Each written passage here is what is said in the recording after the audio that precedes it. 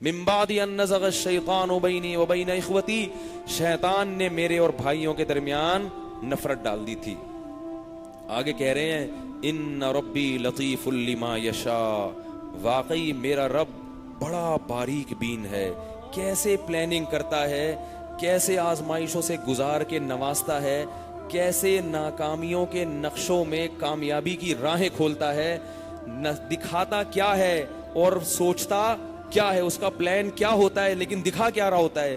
ہم اس کی حکمتوں کو نہیں سمجھتے تو ہم ظاہر بین ہوتے ہیں، ظاہر پرست ہو کے ہم اللہ سے شکایتیں شروع کر دیتے ہیں، لیکن ہمیں نہیں پتا ہوتا کہ ان ربی لطیف، لطیف کہتے ہیں بڑا باریک بین، بڑے خفیہ طریقے سے کام کرنے والا، بگڑی بنانے والا.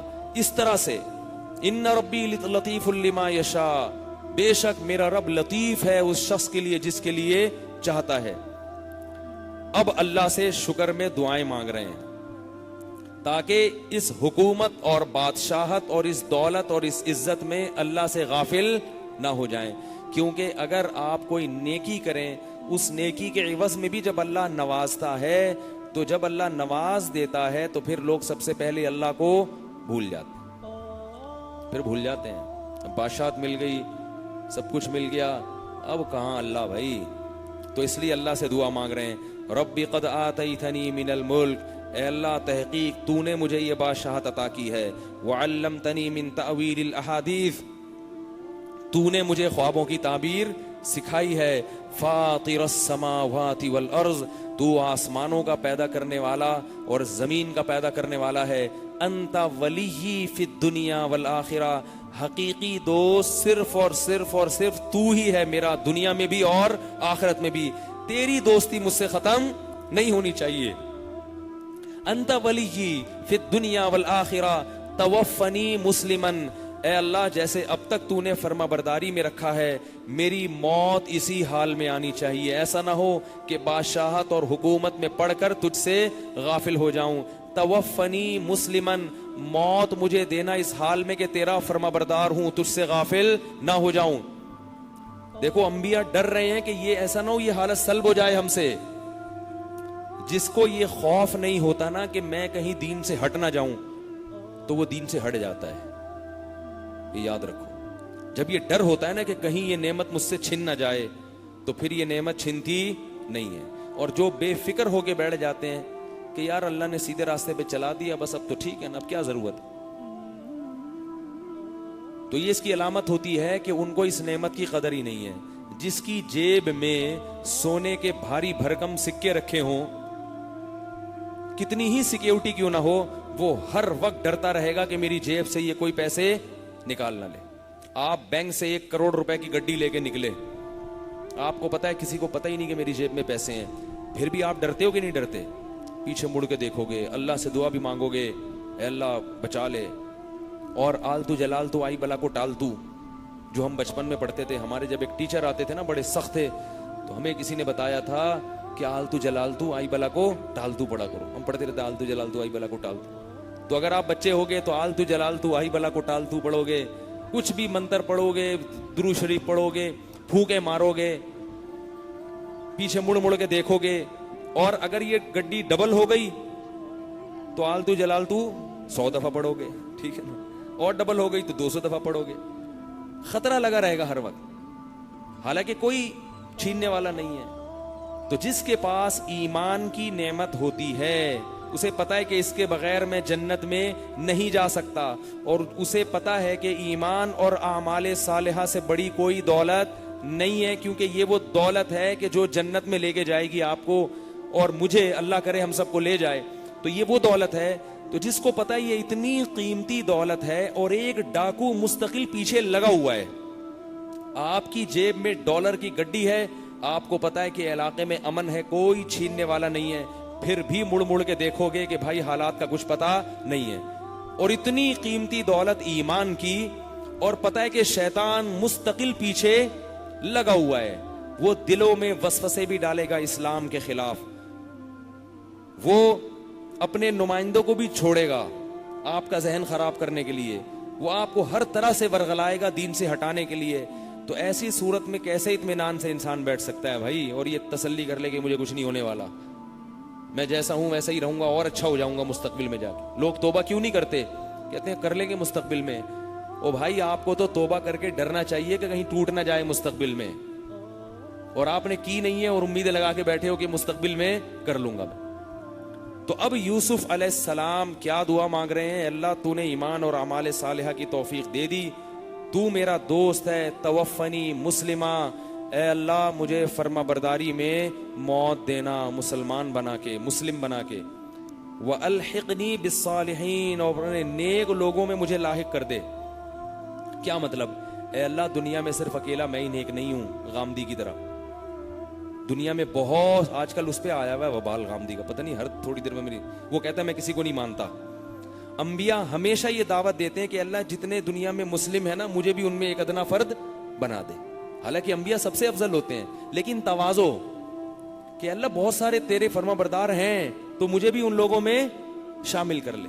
اور جو یہ کہتے ہیں نا میں مجھے پتا ہے باقی سارے ایسے ہی ہیں, اس کا مطلب اسے نہیں پتا.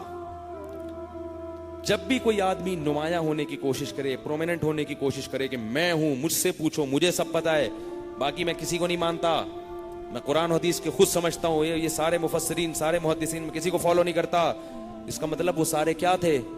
وہ مسلم نہیں تھے, وہ اللہ کے نیک نہیں تھے. تو پہلی دفعہ پیدا ہوا ہے دنیا میں نیک میں. بہت بڑی کثرت ہے مسلمانوں کی, ایمان والوں کی, جو ہر دور میں نیک ہوتی چلی آئی ہے, اور یہ کسی دور میں ختم نہیں ہوگی. اگر برے ہوں گے تو نیک بھی ہوں گے, بہت بڑی تعداد میں ہوں گے, کیونکہ نبی نے یہ نہیں فرمایا کہ نیک لوگ ہر دور میں ہوں گے, فرمایا بہت بڑی تعداد میں ہوں گے. اس کی دلیل یہ ہے کہ حدیث میں آتا ہے ظاہرین علی الحق, حق پر ان کا غلبہ رہے گا, حق ان کے ہاتھ میں ہوگا. غلبہ کا مطلب کیا ہوتا ہے؟ پاور ہوگی ان کی, پتا چلے گا, یہ اپنا وجود ہوگا. یہ نہیں کہ 4 آدمی کھوکھرا پار میں ایک جماعت المسلمین کی مسجد ضیاء الدین ہاسپٹل کے قریب, اس کو غالب نہیں کہتے, باقی دنیا میں پتہ ہی نہیں, پتہ ہی کوئی نہیں, ٹھیک ہے نا, باقی دنیا میں کوئی ہے ہی نہیں. تو یہ اہل سنت والجماعت ہیں, ائمہ کو فالو کرنے والے, جو حرم میں بھی ہیں, مصر میں بھی ہیں, بہت بڑی تعداد میں, ترکی میں, ہندوستان میں, پاکستان میں, ایسے غالب رہیں گے.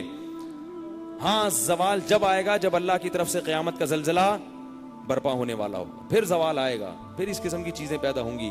کیونکہ حدیث میں آتا ہے پھر اللہ علماء کو اٹھائیں گے, جاہل لوگ عالم بن کے علماء کا منصب سنبھالیں گے, یعنی عالم نہیں بنیں گے لیکن علماء کا منصب سنبھال لیں گے. تو یوسف علیہ السلام کیا دعا مانگ رہے ہیں؟ توفنی مسلما والحقنی بالصالحین, اے اللہ تو مجھے موت دینا اس حال میں کہ میں مسلم ہوں, اور مجھے نیک لوگوں میں شامل کر لے. آگے اللہ فرماتے ہیں یوسف علیہ السلام کا پورا واقعہ نقل کرنے کے بعد, ذالک من انباء الغیب, اے محمد صلی اللہ علیہ وسلم یہ وہ غیب کی خبر ہے, نوحیہ الیک, جو ہم آپ کو بتا رہے ہیں. آپ تو لکھنا پڑھنا بھی نہیں جانتے, آپ تو کسی کتاب کے مؤلف نہیں ہیں, مصنف نہیں ہیں, کوئی کتاب آج تک آپ نے پڑھی نہیں ہے, کوئی تحریر آپ نے پڑھی نہیں ہے. وما تخطہ بیمینک, ایک لکیر آپ کے ہاتھ نے کبھی نہیں کھینچی. لیکن کیسا دلکش واقعہ, پورا الف سے لے کے یا تک واقعہ سنا دیا.